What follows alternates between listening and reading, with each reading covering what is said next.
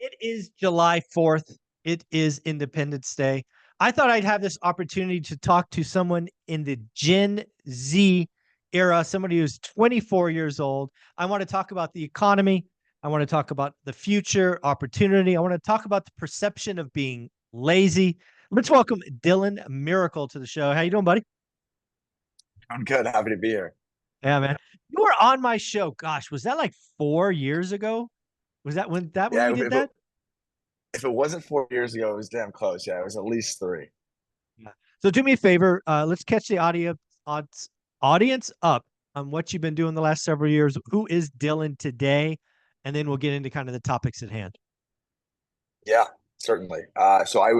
Wrestled in college at Cal Poly. Always been entrepreneurial. Come from a long line of entrepreneurs and real estate people. My grandpa started a brokerage in 1976. My dad took over in 2011. I wanted nothing to do with real estate because I'm very much someone who likes to stand out. And COVID hit, and my opportunity that I had to intern fell through the shadows and showed up on my dad's doorstep looking for an opportunity to work because I didn't want to party during the summer. And had my first cold call, had my first meeting with Jason Pritchard, and second meeting with you, and fell in love with it because I realized there was cool people in the business, and it reminded me a lot of wrestling, and I like to hustle, and Yeah. been doing it ever since. Yeah. It's funny that it's funny. But you wrestled in college. I did not, but I wrestled in high school, was varsity as a freshman. So, not horrible at it. Um, Yeah, that discipline, right? Because you're in a weight range, it was it was always interesting to me, like you said, the hustle, the focus. That was what I took from wrestling, right? Was focus, mano a mano team, right? Even though you're on the mat yourself, it's still a team-based sport, right? The score and all of that. So I think there's a lot, certainly in college athletics, a lot of athletes that did it in college, which I did not, really do come to this focus and hustle. So do you see a lot of college athletes kind of go this direction? I see a lot of personal success and like people being willing to delay the gratification more often with college athletes than maybe like normal folk. Mhm. I also went to a pretty good school, so a lot of the people I was around are doing cooler things, I would say. But for the majority of the people I went to school with, I do see a lot of people going more the corporate route. Wrestlers in particular are a little bit more okay with going more the entrepreneurial route just because they're used to going through The the ups and struggle downs. without really seeing any rewards. Yeah, yeah, for sure. The So suck, right? They're comfortable going through yeah, the suck. yeah, Uh, exactly. Yeah, that's funny. Yeah, yeah, wrestling is just it's a hard sport. It's a hard sport. Well, let's get out of sports. I want to talk to a 24-year-old. First, let's start high level. You for obviously sure. an entrepreneur. You've been in the game 4 years. You are now a business owner, right? And Yeah. when you look at the economy today, as we sit here, middle of 2024, the year's half over. What I mean, do you?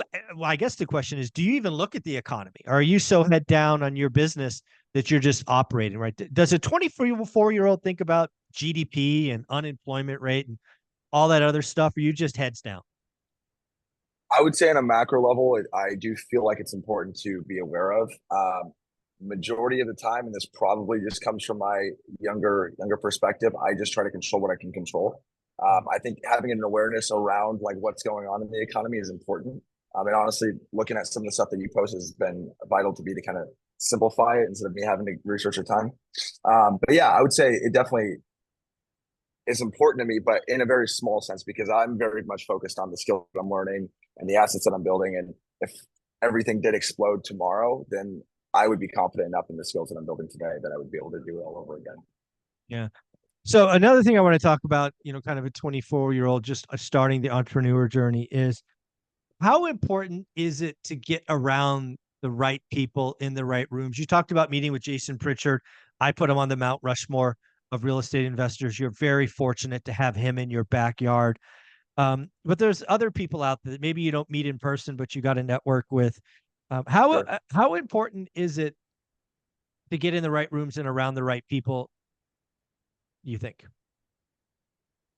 I think it's I think it's vital to your success. I mean, if nothing else, but to surround yourself with people that are doing the thing that you want to be doing, because what happens is for not the, because a lot of people get in real estate or business and they think of like the how can I get started? How can I do this? How can I finance the deals? How can I find all of these things, all the complexity? But you getting into rooms, one, you realize that they're doing things at a high level. And most of the time, the people that do it at the best level simplify things. And you also realize that they're no smarter most of the time than you are. They just take Yeah. action over and over again. And when you do that, you realize that they're no smarter and they're no better than you. And so I think it sheds a lot of limiting beliefs, because I think the biggest thing, especially for newer people in real estate, can be scary because you see these high purchase prices. I don't have 300,000. I don't have this. I don't have that. But there's ways to get into real estate where you don't need money or you just need hustle. Like there's so many different ways to do it. And you connecting with people that have been there, done that, shortcuts the path instead of you having to take 5 to 7 years to get off the couch and actually take action. You can take action sooner because they show you how to do it. So I'm a big believer in that. And we were talking a little bit before we hopped on the podcast, but I paid well over 20 grand in the last 2 years to join coaching programs, to go to exclusive masterminds with high level investors, to, courses, like whatever I can do to get more access to people. That is the 100% full focus of where I got going on. So I think it's massively important. Yeah, I love that. I love the fact that you put a number on it, right? You're a 24-year-old guy in the business, 4 years. You've already dropped 20 grand, kind of trying to get in front of and access to the right folks. And I bring that up because one of the things that I'm trying to do, it's really a new focus, 6-8 weeks old, is I launched a school community. It's $20 a month, right? Everything I've ever done, whether it be my course, how to get started one rental at a time, or my events, I've always tried to keep the price point where I would spend it. Because I got to be honest with you. When I was, working a full-time job, trying to build this thing, raising a kid, I wouldn't have spent $1,000 on anything. Right. Because I had the wrong, maybe you could say I had the wrong attitude or the wrong mindset or whatever, but it's just the truth is I wouldn't have. Right. It would have been unfathomably for me to spend that. But $400 to get a paint by numbers, which is my course. Okay. $20 a month to have access to people. I'm in. Right. So I've always tried to remember who I was, and I was a cheapskate. Right. Maybe it was a wrong mindset, scarcity mindset. I don't know. But it's just who I am, right? I was, to your point earlier, you're raised an entrepreneur, right? Your granddad, your dad, not me, dude. I was, get up, get a job, work till you die. That's how I was raised. And it's just funny how we're wired differently growing up. Totally. And I think people, and that's why I think you have such a strong pull with the thing that you kind of build with one rental at a time, is more people will relate to your story, because that's real. Like I was dealt a completely different hand. It was very unusual to grow up in an entrepreneurial environment. And so the way I look at things like that are completely different. But I feel like the way you're especially approaching it, coming from like, you're the advocate, right? And that's why when you're speaking to these people, like, you know exactly how they're feeling. And so having smaller barriers to entry, but still a little bit of a barrier so they take it seriously, I think is massively important. I think it's great because you've done an incredible job. And you were talking about Jason as being one of the people in the Mount Rushmore of the Central Valley, but I'd say you're right there on the mountain with them. Oh, that's very nice of you to say. I just like to be around the mountain. I don't actually have to be on it. He is one of a kind. But if I'm in the area, I'm cool with that. Yeah. So I appreciate that, Dylan. Yeah. But absolutely. So one of the things that I fight with is there's a lot of what I call doomers. A lot of people in this social media game grow fast, grow an audience because they're trying to scare the shit out of people. They're trying to, in my opinion, give you permission to do nothing. I call them doomers. I'm just curious, as a 24-year-old now, 4 years in the business, having success, do you block doomers? Do you not see them? Right? How does Dylan filter that nonsense out? Because again, some of these folks are, they're millions of subs. And do you just block them when they come in your feed, or how does that work? Yeah, I'd love to say that there's like an exact science or I'm perfect at it, but I'm not. I do try to be very selective of like the content that I'm putting in my brain, just because I think the biggest things that we can protect is our inner peace, and I just don't want, like, even just when we were talking about the economy and stuff earlier too, like I only want to focus on the things that I can control. I don't want to focus about the outside noise. I'm even very cognizant of the music I'm listening to, podcasts I'm listening to. Like I need to have good inputs going in. even selective to the point of the kind of people I'm hanging out with that I'm having conversations with. If we're not talking about goals and stuff, or at least having solid conversation, like I just don't want to be a part of it because this to me is more important. So yeah, I'm very ruthless with who I choose to follow on social media because I Love don't that. want the noise. Yeah. So and I'm gonna start. I'm gonna use that. Hopefully you haven't have a trademark, but Doomers is a great way to describe Yeah, there you no, free, feel free. Doomers, doomers, doomers. Yeah. Talking about that, right, purposefully, because again, I think you're right. I think a lot, maybe Gen Z is, because again, you grew, when did you get your first phone? How old? Oh, I was a little bit older because my dad was strict, but I was probably like close to 17 when I got mine. Okay, so you're a little bit older. I've seen Gen Z very frequently 13. I mean, my daughter got it at 13, I think, because when she went to seventh grade, that was kind of the line for us, I think. I think you're 13 Yeah. at that point. Um, Well, but most of maybe my it's, friends like had a 11, 12, 13. Yeah, yeah, for sure. right. I was like the only kid that didn't have one. Yeah. So you were that guy. You were the weirdo. I get it. It's okay. I was Go to wrestling camp. still am in some sense. Yeah, yeah, 100%. I love that. I love that. But one of the things that I think maybe Gen Z has a better handle on is that filter. Because if you're my age, Gen X, what was my teenage years? We went outside to play, right? We didn't have computers. Maybe the Commodore was around, or the Apple whatever 2 or whatever, but certainly no internet, right? So, when the internet came around of age, we're late 20s, early 30s, and maybe we weren't skilled enough to be that ruthless. I think when you're Gen Z and you grew up with this device, you probably learned very early on what to block, what to cut out. Is that fair, or am I reaching? I can absolutely see where you're coming from. I haven't thought about that before. I feel like there's a really good book that I like called Outwitting the Devil. It was a Okay. little bit Outwitting the controversial, devil. but I like it. All yeah, right. but it was by Napoleon Hill. Very, very good. But a big part of what he talks about in there is there's a lot of people that are drifters, that Mm. are just kind of subject to propaganda, that vices have control over them. They don't have control over vices, that sort of thing. I would say not even generationally, but I think the majority of people aren't in control of Okay. the things that they're constantly putting inside of their brain. That's my opinion. But I Sure. would say that we do have a little bit more of an advantage of knowing how to cut things out because we've grown up in an age where there is constant input. There's Right. so much information out there. You look Yeah. up if coffee's bad for you, you're going to find results. You look up if coffee's good for you, you're going to find results. So like there's just Yeah. all of this information. So I think that we probably do have a better hand, but I think majority of people Yeah. I aren't think that's aware of that. fair. Yeah, I think that's fair. It felt like I was reaching a little bit, so I appreciate that kind of I appreciate your thoughts. This is why I love talking to Gen Z, because I think there's a lot of Gen X and baby boomers who just have an opinion but no Sure. context, right? They're not talking to their grandchildren or children. So I think this is very, very cool. The other thing I want to talk I about have a question for is, you. oh yeah, oh Quick deal. question Go. for you. So, given the fact that we're talking about generations and stuff, I find myself talking to usually people that are older than me, but I'm curious with your perspective on Gen X and maybe the difference between millennials and Gen X and Gen Z. What do you feel is maybe the most different with my generation versus like yours, the one before after yours? So Gen X to Gen Z. Um, it's funny because my daughter's a millennial, so I can talk about all three. I would argue folks my age and older are comfortable saying Gen Z is lazy. They're comfortable saying that, right? Yeah, Um, yeah, and it's because in their lens, they're looking at what they did at 24 and what you're doing at 24, as an example. I think that is entirely unfair. Entirely unfair. The folks that I know and I get to know, like yourself, that are Gen Z, they're working just as hard. I would argue probably working more, but you're working differently. You're just as serious. You're just as committed to getting rich as I was at 24.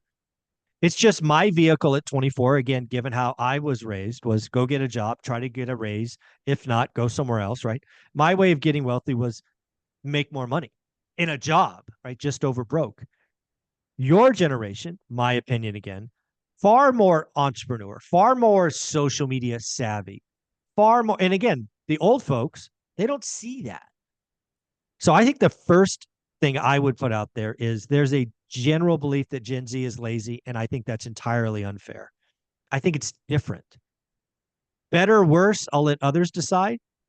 But I don't, I mean, of course, there are some lazy Gen Zs. I'm not saying they're not, but I don't think it's Sure. disproportionately higher than any other generation. Yeah. That's my thought. Yeah, that's very interesting because the work looks different, right? It's like with Yeah, social no media, question. especially, like you can work hard on social media, but by and large, it's leverage because you post it once and you have multiple reach after all of that. So that is very, it's interesting. I appreciate you shedding light on that. Yeah, no, dude, this should be a two-way conversation. You got more questions, just ask. This is supposed to be fun for both of us. So yeah. Yeah, yeah, totally.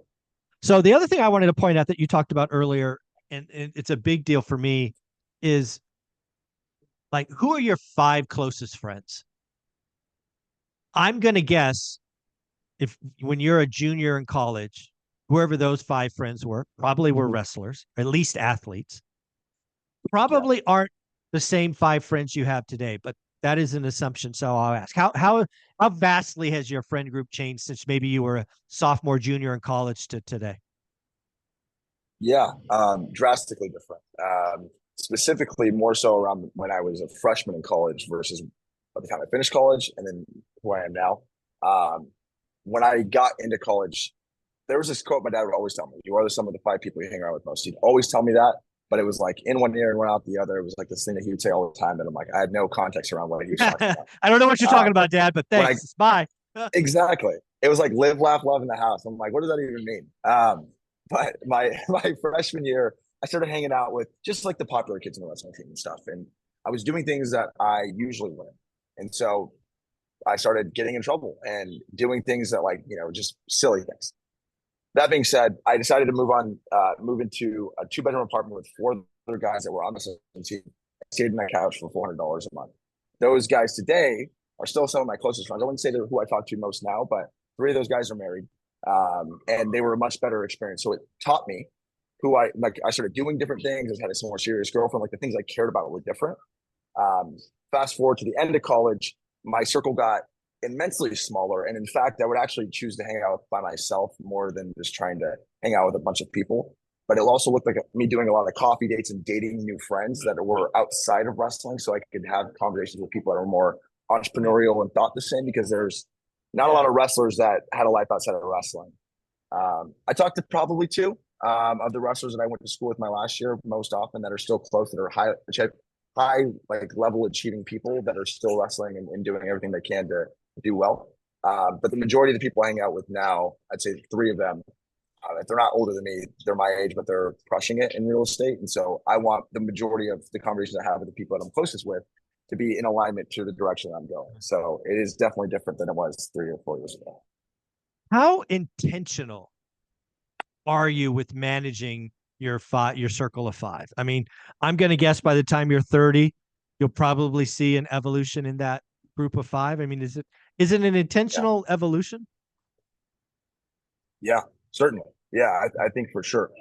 I think you hop on social media or you read a book and it seems like you have to be ruthless with how you're approaching. Like, you don't want to be hanging out with losers. You see all these like crazy, like black and white terms.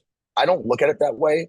But if we're not going in the same direction or if we're not equally adding value to our life or we're just talking about past stuff, for me, I don't love you any less. I'm just going to hang out with you less. And I'm going to hang out with people that are more in alignment with where I'm trying to go.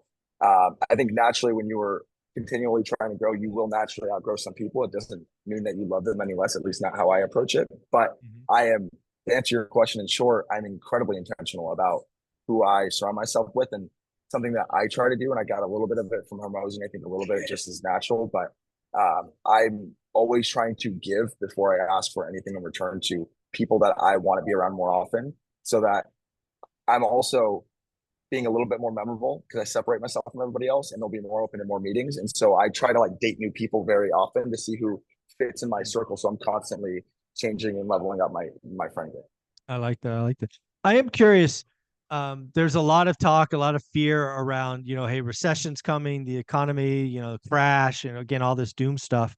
Yeah. Uh, it sounds like, again, you block a lot of that out because you focus on what you can control. But I'm curious, you're Yeah. 24. Dylan, you're probably going to live through 4 to 8 recessions in your lifetime. Yeah. Your dad, your grandpa have lived through some nasty recessions, right? Do you have any like does a recession scar you? Are you excited about a recession because you see the opportunity? I think a lot of people are afraid, but maybe that's not the right thing. Yeah. I'm glad you asked the question. Just because I block it out, I honestly think it's very, very good to talk about this kind of thing. That being said, uh, well, I do think where we're at right now, we're in a hyperinflation time. Wages haven't followed. I think that it's very unaffordable for a lot of people. And so I it's hard to look at this in a macro, and I'm not Mr. Economics, but it's hard to look at this on a macro level and be like, okay, the bottom's got to fall out eventually. Yeah. Something's got to give, right? Yeah. That being said, the way that changes what we're doing is we're finding quicker exits in the deals that we do, and we're making sure that we buy right. And then if we decide to hold them, we're trying our best. If we don't buy very, very aggressively, we're structuring good seller finance debt. And so I'm okay with buying in any market, whether up or down, if I can structure good debt and find a way to go away from the banks and just work with the seller. So that's kind of how we're altering what we're doing, because we are being mindful of, the election year and things like that, because anything could happen. And then also, I relish in bad times. I'm a big reflector of my life. Every single time something bad has happened to me, and I've had a very turbulent life, I've come out just the way that I operate. I come out a better person, a stronger person, a more intelligent person, better at making decisions and stuff. And I'm also a wrestler, and it's like 80% of it is just being in the pain cave, being in deep waters, as we would call it. So yeah, I feel like I'm built for this kind of thing. I think a lot of people are going to run away. So if a recession does come, will it be hard? Can I lose everything 100%? But like I said earlier, it's not going to take away the skills that I built. And also, I'm still going to look for opportunity when everyone else is running away. So I'm honestly, I'm not opposed to it. I just think we just have to be smarter so it's not as painful as it can be. Yeah. So let me give you, again, I've been through, 3 or 4 nasty recessions. So let me just tell you, one, they're a natural part of the business cycle. You shouldn't be afraid of them. Just appreciate that they happen. I would want you and the audience to understand that the average recession is I think the average recession is 10 months, might be 11, sub a year. The average expansion is 12 years. So again, look at the ratio. Nasty recessions could go on for 2 years, right? That's kind of the long duration. What I would really want you to see, and you're already pointing at it, but this is for the audience, is recessions, Dylan, are when the best make moves. Recession, I am willing to bet 50 years from now, when I'm hopefully still around, but old as fuck, and you're 74, I think you're going to look at your career and you're going to say 80% of my wealth was built by taking action in a recession. I really think that. Yeah. And again, I say that as someone who's built a decent portfolio, and we made moves every year, right? We've done a deal, at least one deal every year since 2002. But when we stack up our net worth or our cash flow, most of the purchases, whether it be cash or seller financing, was done during a recession. Now, we reap the rewards in the upcycle, right? Because that's when the appreciation comes back and cash flow and all that. But yeah, I don't think people realize the opportunities that are coming. And Dylan, you are stacking skills right now that's going to make you lethal in the next recession. Seller financing, direct to seller, hotel. You're just going to be lethal, right? You're going to be. The other thing I will tell you right now is, if we rewind the clock 2 years to 2022, so you're in the game 2 years. I don't know what the number is, but I'm just going to say there were 100 wholesalers fishing in Fresno. I'm just going to make that number up for scale. You knew 80 of them, right? You knew most of them. Today in 2024, my guess is instead of 100, there are 60. So it's already down 40%. We get into an official recession. We get into a recession where money is harder and hard money's gone and DSCR loans are gone and all of those things. There's going to be 15 left. So the opportunities are going to be everywhere. That's what I tell you is coming. Yeah, I appreciate you saying that. I honestly don't reflect enough like that I'm doing cool things. It's just like this is just how I roll. Like I always want to do more and better and bigger. I've been full time for just under 2 years. I was super part time underneath the bunk bed, cold calling it like in between classes and stuff. Before then, that being said, I am curious. With your experience having gone through and seen maybe a couple recessions, what do you feel are the most important things to be doing in a recession to make sure that you maximize it and be smart throughout it? Yeah. So the first thing I would want to tell you and anybody watching this is what we're about to talk about. You need to do before a recession, because once you're in one, it's like you got to be ready to be ready. You're not going to show up to a wrestling match without being in the pain cave a while, because you're going to get your ass smoked and have a, Yeah. An energy dump, and you're going to be pinned. It'll be nasty. It'll be painful. Totally. So what I would tell you to do, and I see you doing this already, but this is for the audience, is you've got to be known. You've got to be known. You've got to be known as somebody providing value like you are, right?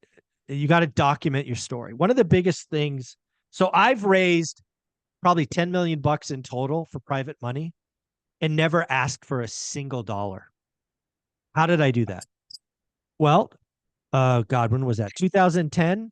I created a website. This is before social media, called wealthbuildingpro.com, where I just documented what we were doing. We were buying foreclosures, fixing them up, refining out. It became known as Burr. Wasn't called Burr when I did it. But we did 4 or 5 of those, right? I'd call it the gumball house, the gumball house. I'd call it the roach house, the busted window house. I didn't want to give the address, so I created cute names. But by the time we finished our 4th one, my network, my buddies, really my friend circle, maybe my second, circle of friends, they started throwing money at me because I was paying 12%. Right. And what Olivia and I did is we borrowed the purchase price. We had the same 50 grand that we used to remodel, which we didn't always use, but sometimes it was that big. And then once we were done, we went back and refied out and did a 5 or 10 year note paying 12%. Why? Because it was 70 grand and it was renting for 1,300 or whatever it was. So we did that. Yeah. Then in 2018, I retire. I'm depressed. I decide that, I've got some capital. I might as well do something. So we start flipping homes in Fresno. I wish I kept them all, but I didn't. I sold them all. And by the time because this is now on YouTube, you go back to my early videos and watch walkthroughs of videos. And we start flipping homes. And then people threw money at me. And instead of paying 12%, because I didn't want to, I created something called 6 and 20, right? I paid 6% interest every month. And then I gave them 20% of the upside. We did 50 flips, none of our own money. Right. That's but awesome. We were documenting, we're doing. So again, you got to be known. You got to document. You got to prove that you're good at what you do. And how do you do that? Well, in the beginning, you do it slowly because it's all your capital. But you got to document it. And to be clear, the good and the bad. Like I remember one of the houses we did on the flip, somebody busted in and took the appliances. Well, guess what? We had to document that. We missed it. We put them in too early. They weren't supposed to be there, but they were, and now they're gone. And now we got to buy them again. Bad stuff happens. Document all that. Your potential investors will love that when they see the good and the bad, because there are good and bad. So that's what I would do. Second, and you've already done this, but again, for the audience, you've got to skill up. So many people, and the reason we've gone, in my earlier example, from 100 wholesalers to 60 on our way to 15 is they're one-trick ponies. Mm-hmm. I'm going to cold call you. I'm going to mail you. I'm going to text you, and I'm going to buy cash. Well, that market's over, right? You've got to do seller financing. You got to do wraps or lease options or all these other things, right? Those are going to be the legends. And then when you get through a recession, what you should do, like let's say you do 23 creative financing, everything from sub 2 to lease option to land contracts to whatever, seller financing. When we get to the other side of a recession, I strongly recommend you look at that portfolio and clean it up, because I think a lot of creative financing, if done too long, not seller financing's clean, cut and dry, but these land Yeah. contracts, these lease options, the sub twos, in my opinion, when you get Yeah. to the other side, you need to clean those up. What do I mean by that? You need to put on permanent debt. You need to, Yep. ring the equity machine. You want less complexity in the growth cycle. So those are some thoughts. Yeah. No, I think that's all very, very valuable. It's always very interesting to me to like have these kind of conversations because obviously I'm very green. Like I'm very far from an expert, but I have certain thoughts and I get a lot of value out of hearing your thoughts on this as someone that's been in the game for a long time, that has not only been in the game, but has weathered different storms. And it's very cool. And I can even, it makes me feel confident in knowing like where my head is at is a good place to go, that because sometimes when you're young you want to like change directions, like am I doing the right thing or whatever. Mm. So it's validating to kind of hear where you're coming from. I think we take a little bit of a different approach. I was not fortunate enough because I am young. Luckily my dad's my partner, so I do have a little bit of credibility and brand recognition there. But how we've, since being full-time, I remember telling my dad about 4 months into us being partnered that we needed to start raising private money. I heard Jason say it. I've heard people like you say it. Heard Dean talk about it. And we need to start doing it. So I started making social media posts about it. I also started reaching out to people. I had to ask for money, but the way I do it is I do what's called the Trojan horse method. I've never heard it anywhere, but I think it's just a creative way to say it. But I basically just say, hey, Michael, this is kind of what I'm doing. We flip homes or whatever. I usually borrow other people's money to fund these deals. I'm paying 10% with a 1% origination fee. I don't know if you know of anyone that might be interested in earning interest on their money backed by real estate, but I'd love to have a conversation with them. I'm actually asking you, Michael, but you don't know that, right? Yeah, So I get it. Yeah. yeah, and so that No, for us has been I vital. love all of that. You may have this, so I don't know. But if you had a YouTube channel or a website or social media feed documenting your last 5 deals, now it's easy, right? The first one's always the hardest. The second one's just about as hard. By the time you get to the fifth one, if you had a Rolodex of the last 5 deals that you've done, I mean, pictures and walkthroughs and day ones and post demo and, this and that. And then another summary video of how the numbers worked out. You get to your fifth one, Dylan, you'll have as much money as you could ever imagine. So Yeah. if you're not doing that, do that. Yeah, no, for sure. I think it's crazy. And this is what and to go to your point earlier about being known, like social media, I have a small following, but social media has been absolute jet fuel for what we've been doing. Since we raised our first ever money we ever raised was 70 grand, came from a social media post that I made. Since that first 70 grand in July of 2023, that was our first time doing it. Now it's a year. We raised I think we've actually raised not even just shy of 2 million anymore. We raised about $2 million in private money. We have we have 1.50 out right now on deals. And so it's crazy because like you said, like once you start to do these, like people, then they start to recommend their friends. You have a portfolio, like look at all the deals I've done. And as long as you're very conservative with your buying, you're very communicative with what's going on when things are going wrong. That word gets around because you build a reputation around you do what you say you're going to do. And then you post about it. Goes back to our point earlier about Gen Z is like now you have leverage because more people are saying what you're doing for other people. And then there's a social proof that's built in. Oh no, it's everything. And Jason Pritchard's the king of this, right? If you just document the good, bad, and the ugly, the day in the life, the project status, it will, like you're a year into raising private money. If it hasn't happened already, you're going to have more than you can and you'll have more. And here's the wrinkle that will go here now. So we will have an actual recession sometime in the future, probably sooner rather than later. Let me tell you this right now. Raising private money is going to get harder. When the economy gets bad, people get scared. So never forget documenting the process. Never forget that. Don't just because you've done 2 million, you got 1,050,000 out now. Don't stop. Keep going. I'm not saying you're going to stop. This is for the audience, but it'll be everything. The people that you need the cash or capital, it's like blood or oxygen. You need Yeah. to keep it flowing. And the last thing I'll say, and again for the audience, is an investor in you can never lose money. They always need to be made whole. Yeah. Um, because I've run into a bunch of newer investors. Usually it's family money first. Dude, I can tell you, I think I've had a dozen conversations with people who tried to do a burr in the last Yeah. 2 years. And their basic answer is, I borrowed money from mom. I can't get all the money out, but doesn't matter. It's mom. I'm like, really? That's how we're going to treat this situation? No, you're dumbass. Your dumbass bought it wrong.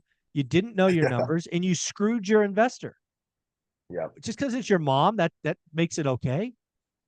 I hate that attitude. Yeah. No, for sure. I think to add on to what you're saying, I think a good frame to look at it from is your investor's $1 is worth two of your own. If you Exactly. treat that like you're not, if you borrow 300,000, you're actually borrowing 600,000.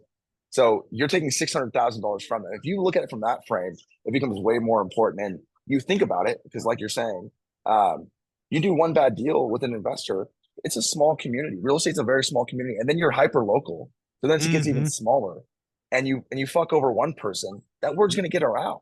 And so Absolutely. even if you lose money, you still have to find a way to pay them back. Now you might have to delay it a little bit, but as long as you follow through on the things that you say and Communicate, you give communicate, proper communicate. expectations, Yeah. I love 100%. that. I love that. So I got to ask, you're 24 years old. Do you do yearly goals, 5-year goals? What's the vision for Dylan Miracle? Maybe by the time you're 30. Do you think that way? Definitely. Yeah, I'm always, in fact, I actually look at more 20 years, not as far as goals, but more of the kind of man that I want to become. Then I can kind of reverse engineer what the things I have to do today. But as far as where I want to be when I'm 30, I try not to put dollar amounts on it, although maybe I should be a little bit more specific. I just want to be in a place where my business runs without my physical presence. Right now, I'm very much a hustler and I'm not an operator. I'd like to build a business where I am an operator and I can make business decisions as opposed to working in the business all the time. Um, and then, as well as, I would like to, my goal right now, I'm an acquisitions manager and I'm operations for what we do. I'm a textbook visionary, but that's a seat that needs to be filled. Yep. I want to continue to learn how to negotiate deals. I want to continue to learn how to structure good debt. I've done 3 creative deals. I help people structure them. I'm not an expert, but I love seller financing. So I would like to learn a little bit more about seller financing and then getting into different assets like laundromats, storage facilities, small mobile home parks, small multifamily. I would like to start doing that. But for now, I feel like just continuing to build the skill set of negotiating good deals, structuring good debt, learning how to articulate value to people Yeah. that maybe don't otherwise know about it. So that's really the goal. Is I would like to be able to bring in. I mean, my dream is to be bringing in like $1 million a month, a combination of both passive and active income. I'll always work, but I want to get to a point where, honestly, where you're at, Michael, where you're like you when you retired. I'd imagine, and I'm speculating here, but I'd imagine you stop working, you retire. There was this goal that you had for a long ass time, and you Mm. get there, and then you're like, it's not what I thought it was, and I still like to work, but I want my passive income to change to passionate income, which is what you're doing now, and that's where I want to be. Is I want to help have influence and not be dependent on my time to make the money, Yeah. but work because I choose to on the things I'm passionate about. That's the goal when I'm 30. Yeah. And so again, just feedback from, I'll call myself a friend to friend. I Yeah. think the $1 million a month is a stupid social media goal that I've seen lots of guys your age talk about. I'll use me as an example. So I have a monthly expenditures. Let's just make up numbers. Let's call it 15 grand a month. Costs 15 grand a month to run my life. Anything more than that, I could light on fire and nothing changes. So Yeah. I bust my ass for 20 years. I get to a Yeah. point where my passive income, semi-passive income, real estate's never passive. Let's call it semi-passive, is 3 or 4x that. I don't need $1 million a month. And I didn't get that until I got here, right? Till I was 45, 46. I didn't really see that. If you understand what you need each month, like down to the penny, and you triple or quadruple that, dude, the world is your oyster. You can do whatever the hell you want, whatever the freaking heck you want. It's pretty amazing. So I would tell you the $1 million a month goal is definitely ego based, flexing For based. sure. For Dude, sure. To be honest, I've never said that, and I think I got a little excited when you asked me. because I'm telling you, dude, telling you, like, Yeah. let's pretend for a minute you're 35 years old. You're Yeah. married, you've got 2 kids. I don't know if you want kids. I'm making it up. Right. Right. Your monthly expenditures are probably going to be somewhere between 7 and 15 grand a month. If Yeah. you can have 45, 50 grand round number coming in each month, and you only have to commit 15 hours a month, you're going to be present with all your Yeah. kids' activities. You probably can coach if that's what you want. But to your point, you can chase impact. And I Yeah. got here by Yeah. accident. I got here by accident. I created one rental at a time because I was bored. Yeah. If you throw it out there on purpose, dude, I don't know what you want to do when you're 35, but hey, you could be a wrestling coach. It don't pay very much, but you could because you got your number covered. Yeah. If you wanted to shoot, I don't know, whatever, right? It's just, I think more and more people need to understand their monthly nut, Yeah. set some kind of 2x, 3x, 4x that, make that the number. Because Yeah. that's when life gets really good. When you can call your own shots, I call that season 3, right? Season 2 is grind mode. Season 3 is let's go be happy. Yeah. It doesn't need a million a month. Doesn't even need 100 grand a Yeah. month for most people. Yeah. No, I think that's very wise. And to be honest, you actually saying that, I think that I align more with that in general, anyways. I think the things that fire me up most, I just like business. Yeah. I don't even really care about the money right now because I'm looking at a longer time horizon anyways. So if I make a lot of money this year, great. If I don't care. I'm still doing the Right. thing that I need to be doing. My point of Mhm. bringing that up is very simple. I slept on a mattress topper for 2 years in college. I slept on a couch for 4 months to save money. Slept in a bunk Yes. bed with my roommate for 2 years, and I had a girlfriend, and I would bring her over on my twin bed, right?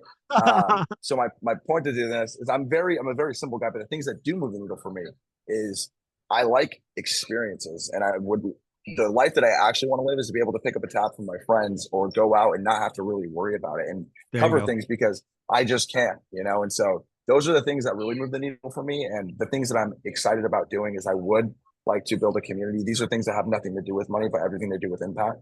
Yep. In 2 weeks, you actually know them, but Scott and Cade, we're going to be hosting an event, very exclusive mastermind. We're comping drinks, comping cigars, and I'm having a Nice. video guy come out. This is a bonus for them, but I'm having a video guy come out to shoot content just for them.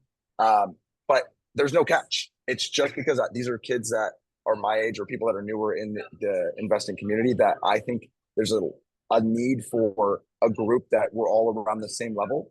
Yeah. And I'm just doing that because you can either wait for the opportunity, you can create it. And those are the things that I want to be doing more when I'm in my 30s and more seasoned Nice. is being able to give back the things that I've learned. Uh, I love it, man. You're on the right path. You're going the right direction. Just because we talked about creative financing, I'd be remiss if I didn't give TYLG a shout out. 30-year veteran, lots of creative financing. He actually has a 6-hour, 7-hour master class that he threw in my school community, and he's doing a session on Sunday, live Q&A inside the school community. So again, um, keep sharpening the axe, Dylan. I think you're on the right path. Um, where can people find you? It's easiest to find me on social media. I go by Dillionaire, Billionaire. Dillionaire. Yep. Yeah. So Dillionaire321 on Instagram and Dillionaire on TikTok. Those are the best ways to follow me. I post a ton about what we learn, what we're doing, and really, really try to give back. I don't really ask for anything on social media. I just try to show what we're doing to help people that were one step behind me or maybe add a Yeah. little bit more tools to the tool belt.